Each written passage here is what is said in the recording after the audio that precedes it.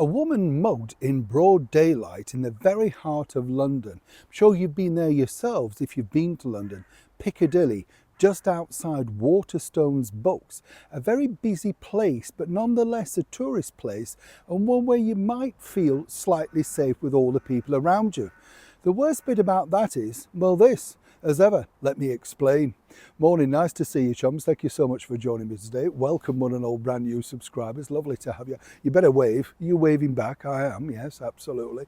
Nice to see you. Anyway, shocking story this, because and many of you know, I'm always telling you, all of you, as you are me, look out for yourselves. But this particular story I found really, quite frightening, to be honest, because I can now see how this evolved, you know. And when you travel up and down in London or any big city, these are the things that you don't necessarily assume, don't you? You know, because you know what I mean? When you think about muggings, you tend to think about, say, you being trapped on your own, or you're having your bag just stolen or open without you knowing it, whether it's on a train or something like that.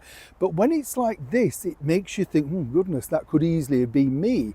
This particular lady, Selina Scott, a very, very well-known and well-liked and well-loved television presenter, 74 years old, still looks terrific. I worked with Selina many years ago over at Sky News, a very charming lady, very helpful to me in my career. So, you know, I was kind of shocked to find this story and all about exactly what she went through. You see, she was out and about shopping, been into the bookstore, came out and, you know what it's like. You're sort of standing, she was waiting for the bus, and she noticed that these people sort of like huddled round her. And she said it was a strange thing because she didn't understand exactly how this happened, but now she sees that she did, and people banged into her and all that.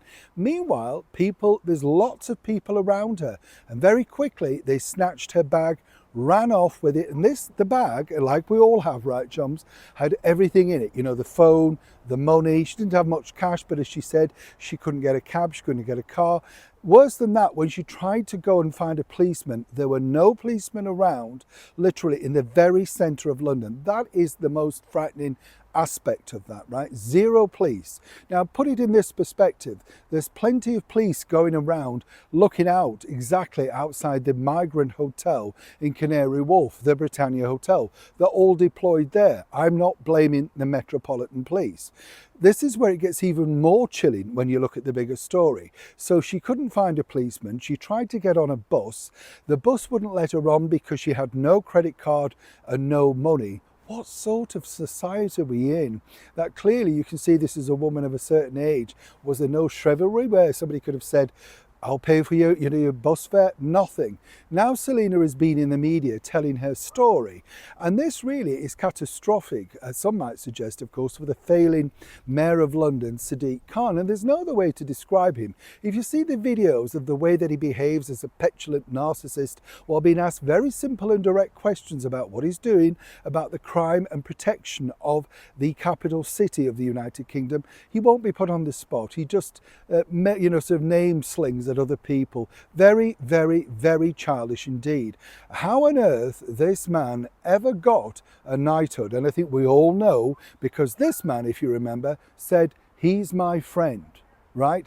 Everything you need to know about the knighthood is there. He's my friend. Where this gets really interesting is the fact that clearly, moving forward, you've got a problem, right? Because now if you are in the centre of London, and it doesn't matter, this was in the height of the afternoon, you too this could happen to you. And as Selina pointed out to me, what was frightening about it was, she said, she was on adrenaline at the point where she was just, wanting to get some help and all of that sort of stuff. It's only afterwards where she suddenly thought, what could have been, what could have happened. Now, none of the people that did this, no assailants have been charged or anything like that. So consequently, she's now in a situation where, what happens next? But what she did point out was she didn't blame the Met Police. They did get in touch and offer an apology. Not that that works, of course, but at least she said, I got an apology. But nothing at the time of recording this particular video as anybody from City Hall, which is the home of the Mayor of London, or indeed Sadiq Khan, offered an apology. This isn't about a celebrity. This is about the alarming state of London.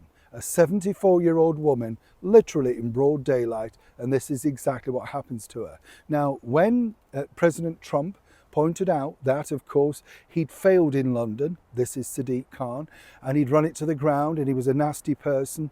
Now, when you hear stories like that, it's very hard, isn't it, to counteract that particular accusation. What do you think to this story? I'd love to know. Neil Shaw, Kensington, London.